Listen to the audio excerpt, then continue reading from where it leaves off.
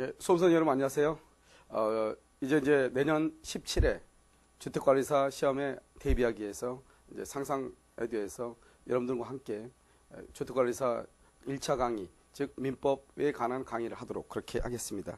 이런 보면 여기요 교재가 이렇게 나와 있습니다. 여기 보시면은요 주택관리사라고 이렇게 나와 있죠. 그래서 이 주택관리사 민법 기본 교재를 가지고요 여러분들과 같이 여러분들의 합격을 위해서 여러분들에게 잘 전달해 드리도록 그렇게 하겠습니다. 기본 교재의 내용을 한번 보시면은요, 여러분 알겠지만 아주 교재가요 충실하게 되어 있고요. 여러분들이 아마 다른 교재를 보면은 내용들이 별로 없을 겁니다. 그렇지만 이 지금 교재는 아주 자세하게요. 여러분들이 충분히요 이 한 권만으로 충분히 고득점을 할 수 있도록 그렇게요 교재가 편제가 되어 있고요. 그다음에 두 번째로 뭐냐면 16회 시험에서는 아주 민법이 평이하고요 쉽게 나와가지고 많은 학생들이 합격을 했는데요. 그래서 이번에 아마 17회는요 상당히요 난이도를 높이지 않을까 이런 생각이 듭니다. 그래서 거기에 맞게끔요 다시 또 이 교재가 업데이트 돼가지고 상당한 수준의 것으로 교재가 이렇게 정리가 되어 있습니다. 교재가 좋은 것도 중요하지만 여러분들이 그것을 소화할 수 있는 능력도 아주 중요한데요. 교재를 보면은 그 내용에 따른요 문제를 충실하게 문제가 되어 있어가지고 이 문제를 풀면서 여러분들이 교재를 정리하게 되면은 쉽게 여러분들이 민법에 대한 정복과 민법에 대한 이해와 그다음에 고득점의 길로 이렇게 갈 수 있도록 이렇게 교재가 아주 알차게 이렇게 정리가 되어 있습니다. 민법을 강의하는 순서를 한번 말씀드리면요. 먼저 이론을 먼저 설명을 합니다. 먼저 이론을 설명하고 나서 다시요 우리가 기본 교재라 가지고 가장 필요한 것 그래서 밑줄 긋기를요 이렇게 할 겁니다. 밑줄을 다 그어드리고요. 그 다음에 뭐냐면 이렇게 이론과 밑줄을 그어줬다고 해서 중요한 것이 아니고 우리가 왜 이것을 우리가 배우는가 이게 중요하거든요. 우리가 뭐 때문에 이 부분을 우리가 배우고 이 부분을 배움으로써 어떠한 종류의 문제가 출제될 것인가 이게 중요한 것이지 민법을 강의를 들은 게 중요한 것이 아니고 가끔 학생들한테 가장 많이 받는 질문이 강의의 내용을 알게 되는데 문제가 풀리지 않는다 이런 말을 하거든요. 이런 것은 민법에 대한 이해가 잘못됐거나 그렇지 않으면 강의의 내용이 잘못됐거나 그렇지 않으면 기본 교재의 내용이 잘못된 것이죠. 우리가 강의를 듣고 이해가 됐는데 문제가 풀리지 않는다. 그것은 앞뒤로 맞지 않는 말이거든요. 그래서 여러분들에게 뭐라냐 문제풀이의 적응력을 가르쳐 주기 위해서요. 일단 문제를 푸는 이렇게 3단계를 가지고 우리가 강의를 하도록 그렇게 하겠습니다. 그래서 먼저 이론을 공부하고 그 다음에 그 이론에 대한 중요한 밑줄을 그어드리고 그 다음에 다시 문제를 풀어 해가지고 다시 이론이 어떻게 접목이 되고 이론에 했던 것이 어떻게 문제로 접목이 되는가.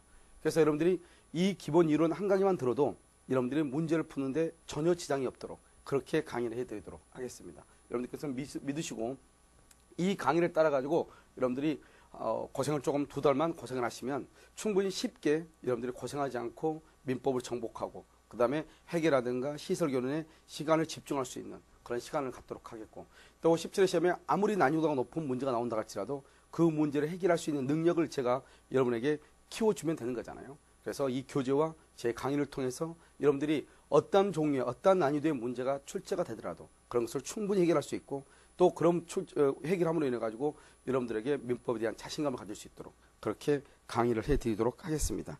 자, 먼저 여러분요 첫 시간에는 여러분요 책이요 약간요 왔다 갔다 할 수 있습니다. 첫 시간은요 왜냐하면 우리가 이제 이 앞에 부분이 다 서론 부분인데 서론 부분을 책의 기본 순서로 해서 우리가 강의를 할 수는 없는 거거든요. 그래서 약간 하지만 나중에 뒤에 가가지고 신의성실 원칙이라는 한 게 나오죠. 그 신의성실의 원칙 그 다음부터는 책의 기본수의 순서대로 하도록 그렇게 하겠습니다. 여러분요 어디를 보시냐면 페이지요 2페이지 한번 봐주세요. 페이지 2페이지를 보면 통칙이라고 그래서 민법의 의 이렇게 되어 있나요? 그래서 지금부터 거기를 한번 보도록 하겠습니다. 자, 우리가 이제 기초강의 때 여러분한테 강의를 해드렸기 때문에 여러분들이 충분히요 기본적인 이론은 되어 있을 것으로 믿고요. 이렇게 이제 갑을 얘기하죠.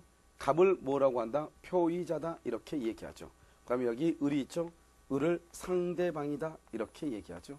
그래서 갑이 을에게요 자기 집을 1억 원에 사라고 청약을 합니다. 이 청약을 뭐라고 얘기하냐? 의사 표시다 이렇게 얘기하고요. 여기서 을이 자기가 그걸 사겠다고 승낙을 하죠. 승낙을 뭐라고 하냐? 의사 표시다 이렇게 얘기하죠. 이렇게 청약과 승낙을 뭐라고 얘기하냐면 이것을 법률 사실이다 이렇게 얘기해요. 법률 사실이다. 그 다음에 이 청약에 대한 의사표시와 승낙에 대한 의사표시가 뭐가 되느냐? 반드시요 일치가 돼야 돼. 일치. 이것을 우리는 뭐라 하냐? 합치가 됐다 이렇게 얘기하죠. 그러면 매매라고 하는 뭐가 이루어지냐? 계약이 이루어지죠. 이 계약을 뭐라고 얘기하냐? 이것을 법률 요건이다. 이렇게 얘기해. 법률 요건이다. 그냥 뭐라고 하냐? 법률 요건을 그냥 요건이다. 이렇게도 얘기하죠. 이 요건을 뭐라고 하냐? 원인행위다. 이렇게 얘기하죠. 원인이다. 이렇게. 이렇게 해서 계약이 이루어지면 이 계약에 의해서요. 갑은 을에 대해서 뭐를 하게 되냐? 등기를 해줄 의무가 발생하죠. 그래서 등기를 해줄 의무가 발생하고요. 을은 갑에 대해서 대금을 지급할 의무가 발생을 하죠. 그 다음에 또 이 갑은 을에게요. 대금 등기를 해주면서 뭘 받아와야 되죠? 매매 대금을 받아와야죠. 그래서 대금을 청구할 수 있는 청구권이라는 것이 발생을 하고 이 을은 갑에게 등기를 청구할 수 있는 청구권이 발생을 하는 것이죠. 이것을 우리는 뭐라고 하냐? 법률 효과다 이렇게 얘기를 하고 이 법률 효과를 뭐라 하냐? 결과다 이렇게 얘기하죠. 그래서 이것을 원인이고 결과고 그냥 이것을 효과다 이렇게도 얘기하죠. 그래서 여러분들이 먼저 기본적으로 뭐를 알아야 되면 법률 사실과 법률 요건과 법률 효과가 있다. 이것을 먼저 아셔야 되는 거죠. 자, 그 다음에 여기 보면 법률 요건을 그냥 요건 원인이라고 얘기하고 법률 효과를 그냥 효과 결과라고 얘기를 하죠. 그럼 먼저 이제 법의 구조를 보면 법은 어떠한 구조 형태로 되어 있냐? 원인과 결과로 되어 있죠. 원인과